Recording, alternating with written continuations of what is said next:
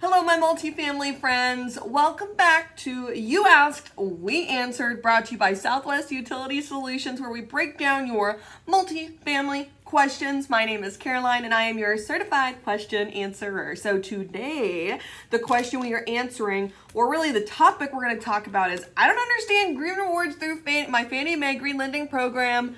Help me. Okay, so green lending. Woohoo! Yeah, right. Green lending is confusing and it requires quite a bit to get into compliance. In this video, we are going to talk about what green lending is. We're going to talk specifically about the Fannie Mae Green Rewards program for existing multifamily communities. And we are going to talk about what I have learned and what, if I was acquiring a community through some sort of green loan, what I wish I would know at the start, right? Or what if I was investing or purchasing a community, what I would like to know after being on the side of assisting people get in compliance with these loans. This is what I would actively look for and pursue first. So let's get into it. Okay, so green lending. What is green lending? What does it look like within the multifamily industry? So basically, if you're acquiring a multifamily community or you're within a syndication group or syndicator group and you're going in with a whole bunch of people and you're getting a loan and the loan's like, woo, go green. It's better, more appealing money because you're vowing to be efficient.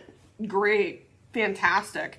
But what does that mean? Basically, a green lending program is a program that exists to incentivize you to meet a certain threshold of utility, a certain threshold of a reduction in utility consumption. That includes all utilities, right? Different programs require different thresholds. Most of the time, though, what I see is you have to hit a threshold. There is a threshold for energy savings and water savings. It's basically what it is. And so what do you get? You get nicer money, I guess. You get prettier looking loans. You get more appealing stuff. Y'all know that, right? Like if there's any sort of incentive when it comes to lending and yet hit the incentives, not hit the incentives. If you hit the requirements and you meet the standard that it sets, it's the money and the lending terms, and it's all more appealing, right? That's the whole point. It's to incentivize you to do something. The key, though, with green lending programs, whether you're going through Fannie Mae, whether you're going through another lender, you have to meet this threshold. You have to meet a threshold of savings. So let's specifically talk about the Fannie Mae Go Green Rewards program. This program was a whole bunch more popular last year. I would argue that kind of 2018, first and second-ish quarter of 2019, especially in like the Texas, Houston, right? We work with a whole bunch of communities, and this is what I've seen. These kinds of loans were more popular then. They definitely are still actively being used now. But I don't think they're as popular as what they once were. The reason why I think I'm getting this question, though, and why we're talking about it, is because they do still exist. And I think the other part of why we're getting this question is because people are a little more weary than what they were last year. This was like at one point the rage and like the new thing, and I can get prettier looking money if I save money. If I can demonstrate that I'm creating efficiency on my community, well, why wouldn't I do that? That sounds easy peasy. Great, sign me up. Now, people are realizing that there's a lot that goes into it. And people know more now than what they did when this first got popular. And I think that's why we're talking about it, because it's still available to people and you still have access to it. I think people are now paying more attention though to what it's actually asking.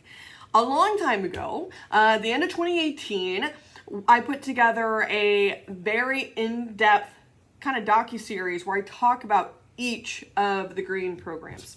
If you would like a link to that, or if you would like me to send you like a zip file with all those videos, I'm happy to do it. I break down, there's 3 big green lending programs through Fannie Mae for multifamily communities. There's like one for like affordable housing. There's one for communities that are 10 plus units and that are, pre-existing. And then there's a program for new construction. Okay. I'm happy to send you that information if you'd like it.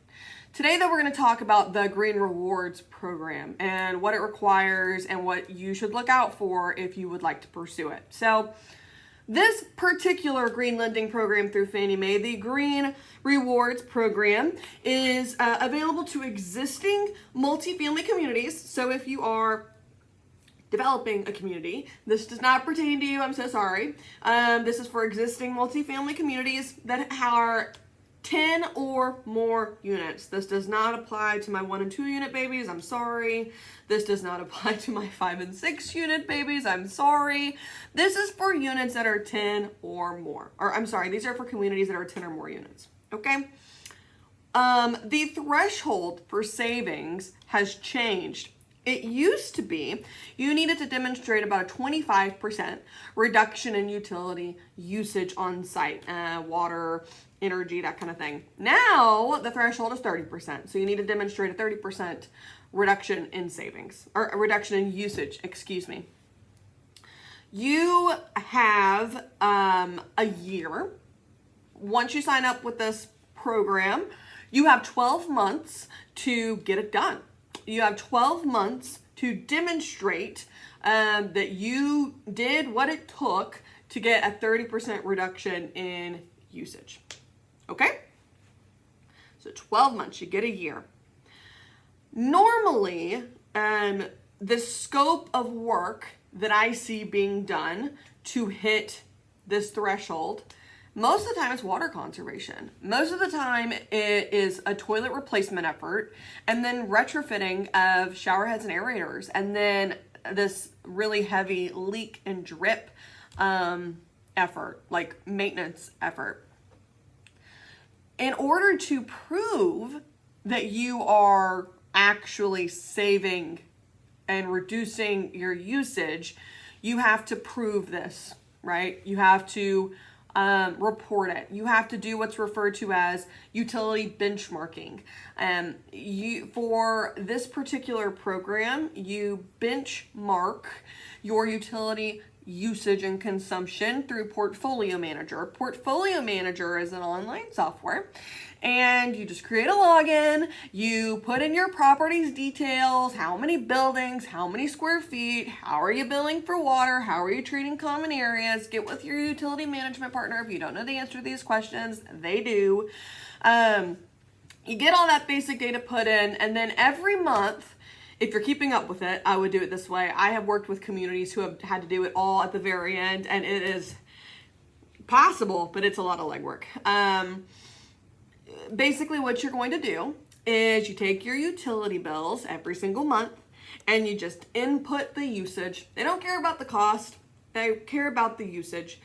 And if for whatever reason you're missing a bill, let's say you did. You waited till the last minute. You're 12 months in. You cannot find your 5th water bill. Like the 5th month into this project, you cannot for the life of you find the water bill. That's okay. There is an allowance for estimating. You can estimate your usage within Portfolio Manager. So that's what you do. You benchmark your consumption, and you do that for 12 months.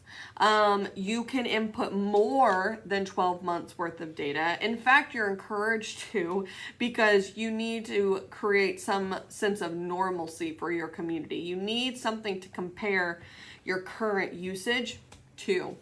So when I'm doing this for communities, I will always put in at least 24 months of data. 24 months. So that's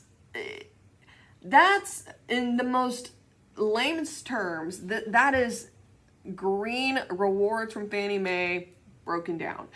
30% reduction in utility consumption You need to be an existing multifamily community with 10 or more units. You have 12 months to get it done. Most of the time, if you're pursuing a program like this, you can achieve that threshold with just water conservation. And most of the time, when I'm helping communities get in compliance, I mean, that's all I do is the water conservation, and we're able to hit it 9 times out of 10. We install new toilets, we install low flow shower heads, low flow aerators in the kitchen and bathroom, and we take care of all the leaks and the drips.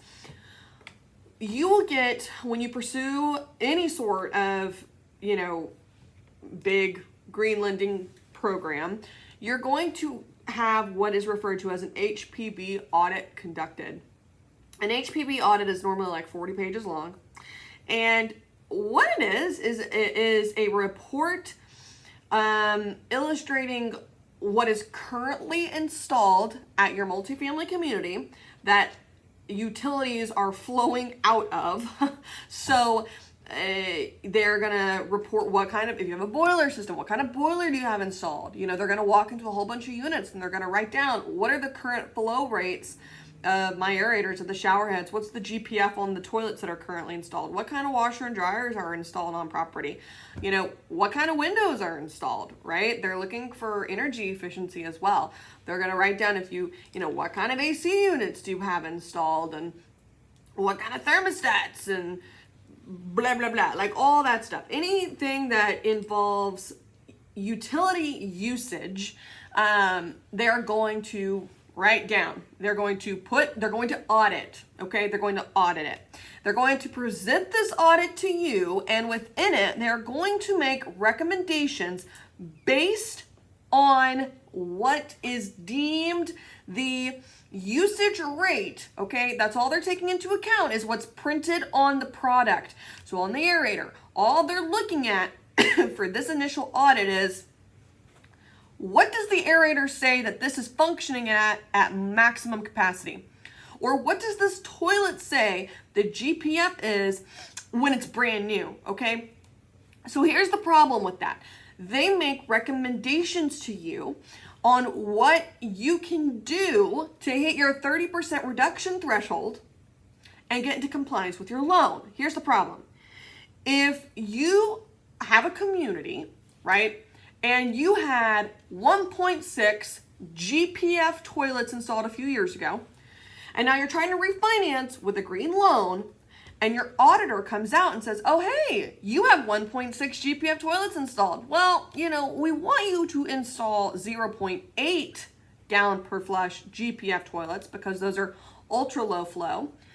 But the 1.6 GPF to the 0.8 GPF net difference isn't actually enough if you install it in every single unit to hit your 30% reduction threshold. So we're going to recommend you install all this other crazy stuff, all this other stuff that is very expensive in order to hit that 30% threshold, okay? They might start, recommending thermostatic shutoff valves, which if you don't know, Google it. That's not for multifamily. They might start, recommending you need to install a whole new boiler system. It's inefficient, which maybe you need a new boiler system, but the point here is the auditor doesn't take into account, and it's not their fault. This is the way the program is built. It doesn't take into account what the products are actually operating at, right? What GPF, the 6-year-old 1.6 GPF toilet, what efficiency is it actually operating at?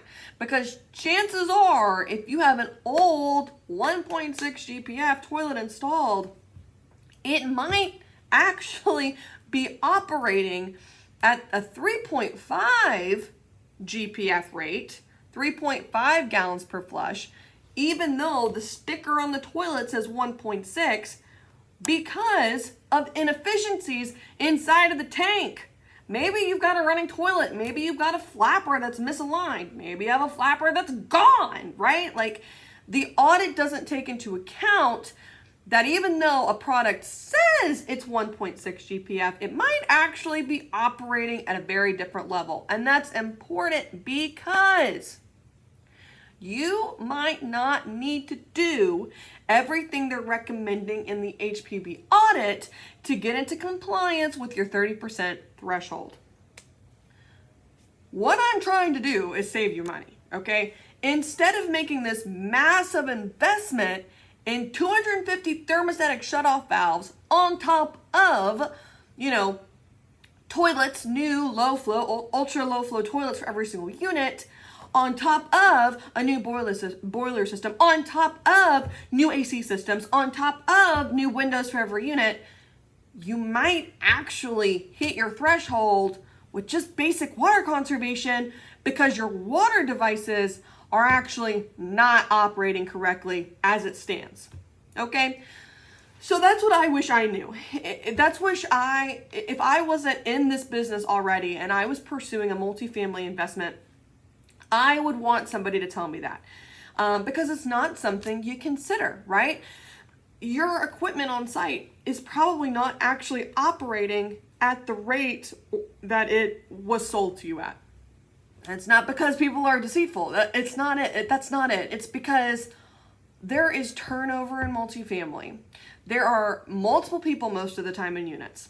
There is wear and tear that is very natural that occurs with products that are installed, and let alone products that are being used every single day, multiple times of the day. Okay? So if I were you, I would always get a second opinion on my HPB audit. That HPB audit is not hard and fast. All you need to do is to demonstrate the reduction in utility usage. You hit your threshold, good to go. And if your lender is giving you a hard time about that, which sometimes they do, sometimes they think that the recommendations based on that audit are actually mandatory. They're not. And all you need to do is you need to have a conversation. And if you're working with a company like mine, we're happy to help with that that conversation. Most of the time, what you need to do, if you're experiencing what I'm describing, is you need to seek out an industry expert and have them back you up, essentially. Give you an honest review, a write-up saying, hey, based on what's currently installed at this community, this is the reduction in usage that we would expect post-installation of, X, Y, and Z, which would eliminate the need for A, B, and C, which is what's currently being recommended.